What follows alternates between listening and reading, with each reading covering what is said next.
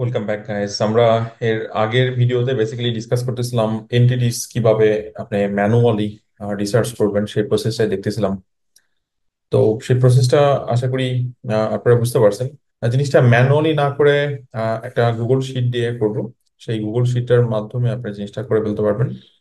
তো প্রসেসটা দেখি, চলেন। ওকে, আমরা বলছিলাম যে প্লাম্বিং, আমি এইখান থেকে ডাটাগুলো নিব এবং সেই ডাটাগুলো গুগলের একটা টুল আছে, আপনি গুগলে একটু সার্চ দেন, গুগল এনএলপি ফ্রি চেকার। এই টুলটা থেকে আমরা ডাটা নিব। কিভাবে ডাটা নিব আমি প্রসেসটা দেখাচ্ছি। সো এখানে প্লাম্বিং আছে, রাইট? তো আমি প্লাম্বিং এই পুরো পেজটাকে কপি করব, মানে সম্পূর্ণ পেজটাকে আমি কপি করব, কারণ এখানে অনেক টার্ম আছে প্লাম্বিং রিলেটেড, যেটা আর্টিকেলকে অনেক বেশি এনরিচ করবে। ওকে, সি অলসো ডেফিনেটলি এই এই জিনিসগুলো আমি নিব, বাট রেফারেন্সটা নিচ্ছি না, এটা আমি জাস্ট অ্যাভয়েড করছি। ওকে, দেন আমি এটা এখানে পেস্ট করব। আপনি যদি মনে হয় আরো কয়েকটা আর্টিকেল একবারে অ্যাড করবেন সেটাও করতে পারেন। সো ধরেন আমি এখান থেকে প্লাম্বিং নিলাম, একইভাবে প্লাম্বার নিব, সেটাও আপনি নিতে পারেন। অথবা আমি এর আগে আরো কয়েকটা দেখাচ্ছিলাম ভিডিওতে। সো প্লাম্বিং এর কিছু সাব ক্যাটাগরি, ধরেন সিওয়েজ, ড্রেইন, দেন পাইপ অথবা ফিটিং, দেন আপনার বাথরুম রিমডেলিং, হ্যাঁ, এই টাইপের টার্ম দিয়েও সার্চ করতে পারেন যদি উইকিপিডিয়ার পেজ থাকে। সো আমি এখান থেকে এই ডাটাগুলো নিচ্ছি। এখানে অল্প আর্টিকেল আছে, এই জন্য আমি এটা নিয়ে নিচ্ছি। ওকে, বাট আপনি যদি আর্টিকেল বড় হয় তাহলে নেওয়ার দরকার নেই, আলাদা আলাদা ভাবে আপনি এই যে অ্যানালাইজ বাটনে ক্লিক করবেন। সো ধরেন এটা অনেক বড়। সো প্লাম্বিং দিয়ে একবার করলাম, করার পর ডাটা নিব, এরপরে আবার এই ইউআরএলটাকে রিফ্রেশ করব, দেন আবার করব। ওকে, এভাবে করবো সেটা। আচ্ছা, আমি এটা অ্যানালাইজ বাটনে এবার ক্লিক করি।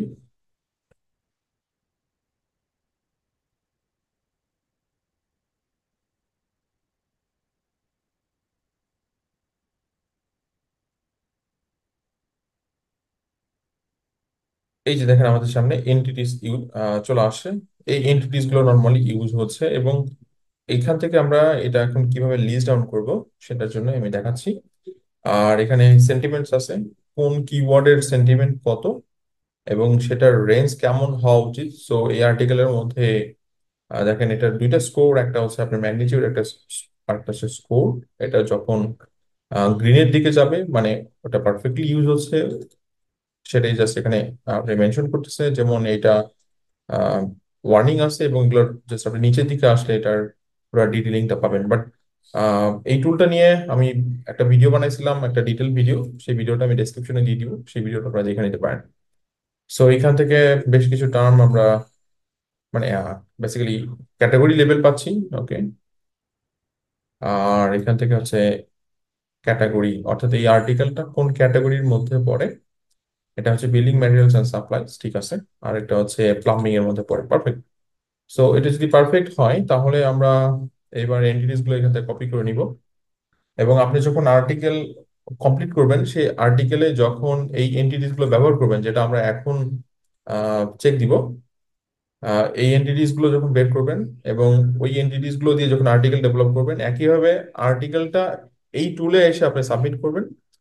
করার পরে দেখবেন যে আপনার এই সেন্টিমেন্ট গুলো মোটামুটি সবগুলো গ্রিন অথবা ইয়েলো কালার হচ্ছে কিনা, একটা ব্যাপার। আর দুই নাম্বার হচ্ছে দেখেন প্লাম্বিং ক্যাটাগরির মধ্যে এটা পড়ে কিনা। সো ক্যাটাগরির মধ্যে পড়া মানে হচ্ছে গুগল বুঝতে পারতেছে এই আর্টিকেলটা অ্যাকচুয়ালি প্লাম্বিং ক্যাটাগরির, এবং আরেকটু ডিটেলিং করার জন্য এবং স্পেসিফিক করার জন্য বিল্ডিং ম্যাটেরিয়াল এবং সাপ্লাইস এর মধ্যে পড়ছে।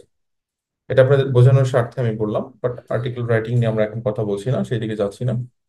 সো আমি এই পুরা পেজটা এখান থেকে কপি করবো। আগে যেটা আমরা ম্যানুয়ালি করতাম ওই জিনিসটাই আমরা এবার আর ম্যানুয়ালি করছি না, আমি পুরোটা কপি করলাম, করার পর এই শীটটা অ্যাকচুয়ালি আপনাদেরকে আমি দিয়ে দিব।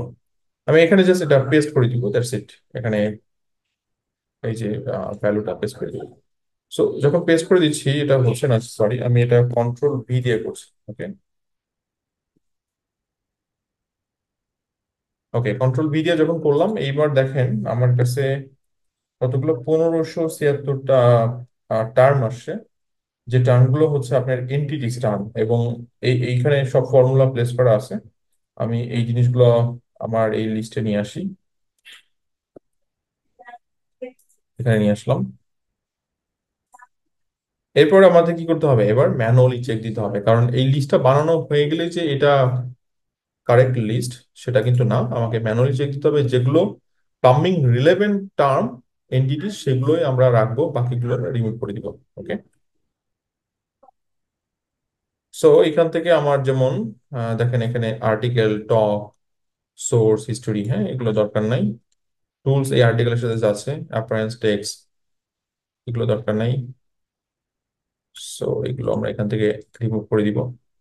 ওয়াটার পাইপ এটা রিলেভেন্ট, স্মোকিং ডিভাইস এটা রিলেভেন্ট, কারণ প্লাম্বারদের এটা প্রয়োজন হয়, মানে প্লাম্বার প্রয়োজন হয় যে যে সমস্ত বাসায় অ্যাকচুয়ালি স্মোকিং করা হয় সেখানে স্মোকিং ডিভাইস থাকবে, কারণ ধোঁয়াটা বের করে দেওয়ার জন্য।